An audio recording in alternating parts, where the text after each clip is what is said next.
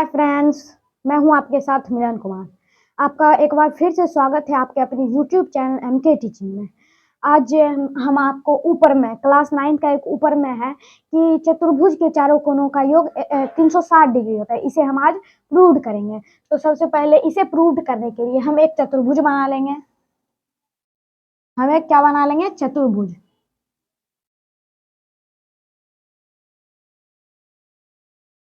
चतुर्भुज दोस्तों, चतुर्भुज किसी भी चार भुजा से घिरी हुई, मतलब चार सरल रेखा से घिरी हुई आकृति को हम चतुर्भुज कहते हैं। तो चतुर्भुज हमने यहाँ पे बना लिया, तो अब हम इसका नामकरण कर देते हैं। सबसे पहले हम यहाँ पे ए, बी, सी और डी, यानी कि ए बी सी डी ये हमारा एक चतुर्भुज है। चतुर्भुज में हम इसे मतलब आयत के तरह, यानी कि प्रत्येक कोण को,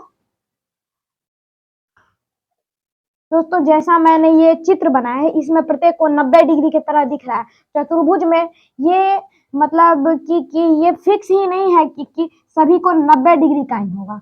चतुर्भुज ऐसा भी बन सकता है, ऐसा भी बन सकता है, ऐसा भी बन सकता है। मतलब चतुर्भुज कई प्रकार के होते हैं।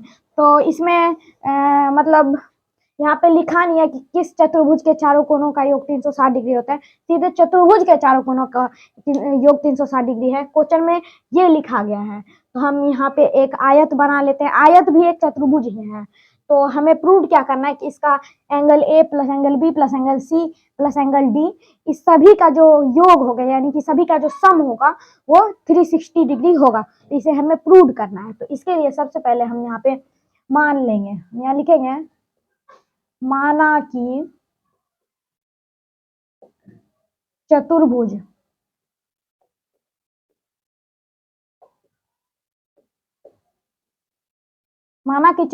ए बी सी डी है। सबसे पहले हम मान लिए कि ये चतुर्भुज ए बी सी डी है। उसके बाद ए बी सी डी है, उसके बाद इसे हम मान लिए। उसके बाद हमने क्या किया, इसके बीच में एक विकर्ण खींच दिया। सॉरी दोस्तों, यहाँ पे ये विकर्ण बी डी विकर्ण खींचा। तो हम यहाँ पे लिखे माना कि चतुर्भुज ए बी सी डी है जिसमें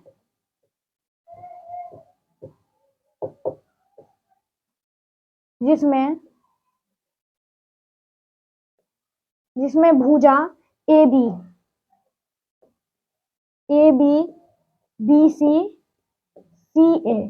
ए बी सी, दोस्तों सी ए नहीं होगा, यहाँ पे सी डी होगा, सी डी और डी ए।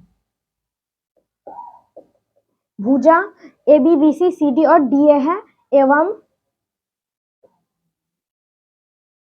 कोण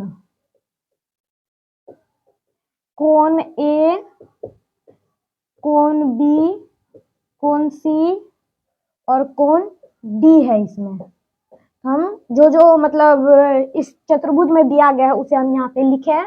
उसके बाद हमने यहाँ पे बी डी, तो इसे हम अच्छे से खींच लेते हैं।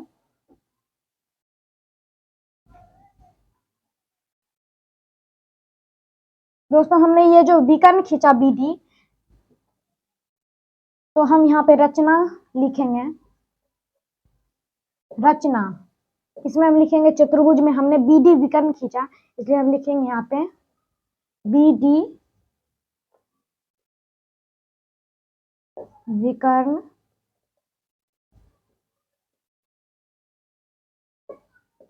खींचा। दोस्तों यहाँ पे हमने बी डी विकर्ण खींचा, इसे हम यहाँ लिख देते हैं। उसके बाद बात आती है प्रमाण की। हम यहाँ प्रमाण लिखेंगे।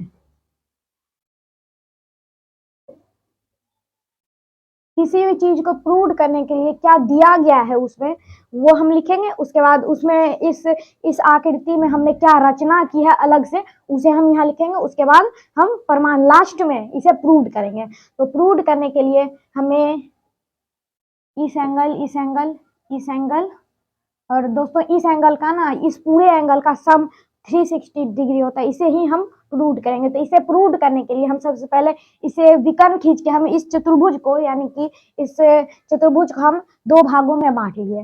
दो भागों में बांटे तो ये ए बी डी ये एक त्रिभुज हो गया। उसके बाद बी सी डी ये एक त्रिभुज हो गया। यानी कि ये त्रिभुज और ये त्रिभुज, ये दो एक त्रिभुज हो, ये दो त्रिभुज हो गए। उसके बाद इस त्रिभुज में दोस्तों हमने पिछली वीडियो में हमने जाना था कि त्रिभुज के तीनों कोणों का योग 180 डिग्री होता है।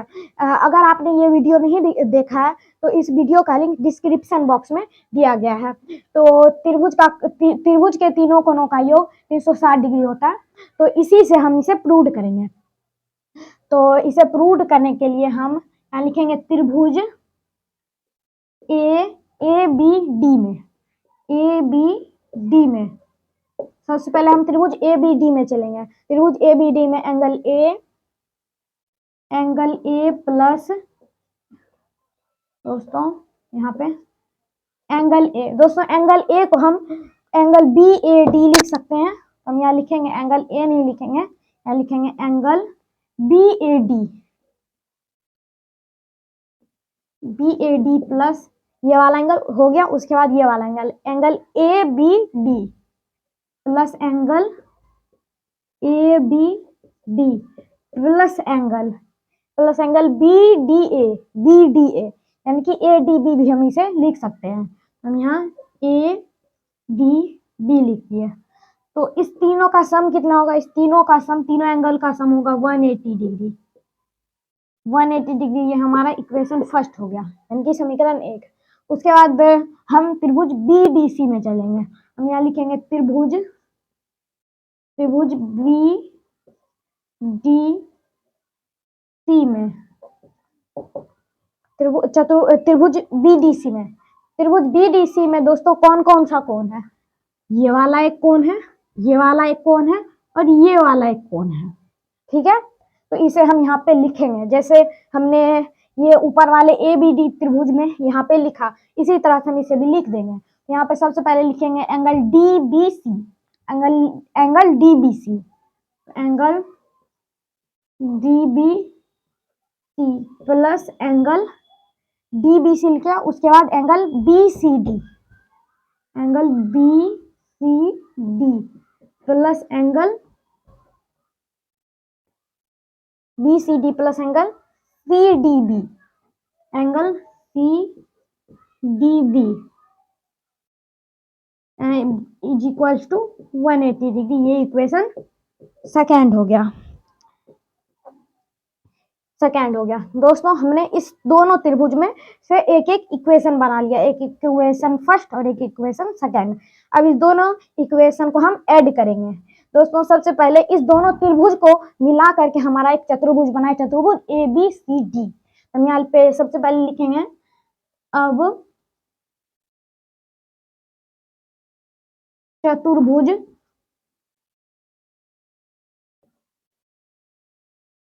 किस चतुर्भुज में? चतुर्भुज ए बी सी डी में, ए बी सी डी में। दोस्तों चतुर्भुज ए बी सी डी में angle A plus angle B plus angle C angle plus angle D, इसका ना सम हमें प्रूव करना है।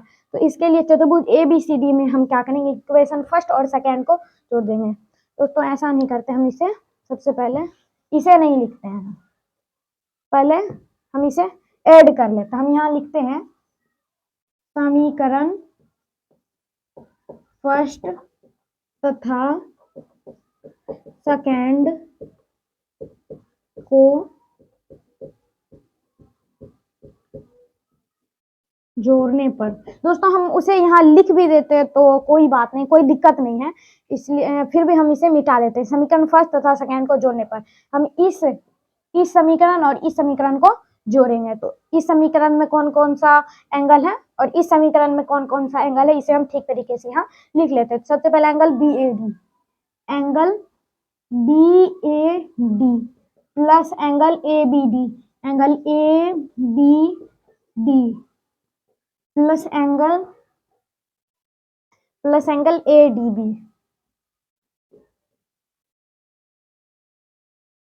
ये हो गया, इस समीकरण 1 हो गया। उसके बाद समीकरण 2 में डी बी सी है plus angle D B C plus angle D B C के बाद angle B C D, angle B C D plus angle B C D के बाद है angle C D B, angle C D B हमने समीकरण first तथा समीकरण second के दोनों मतलब दोनों ये इस साइड लेफ्ट साइड वाला जो था मतलब कोण, इसे हम यहाँ पे जोड़ लिए। तो इसे जोड़ने के बाद हम मतलब राइट साइड में जो है, राइट साइड में यहाँ 180 डिग्री है, हम यहाँ 180 डिग्री प्लस 180 डिग्री और ये वाला 180 हम इसे भी जोड़ लिए। उसके बाद एंगल BAD, दोस्तों एंगल BAD, एंगल BAD को हम क्या लिख सकते हैं, एंगल BAD को हम एंगल ए लिख सकते हैं प्लस एंगल ABD,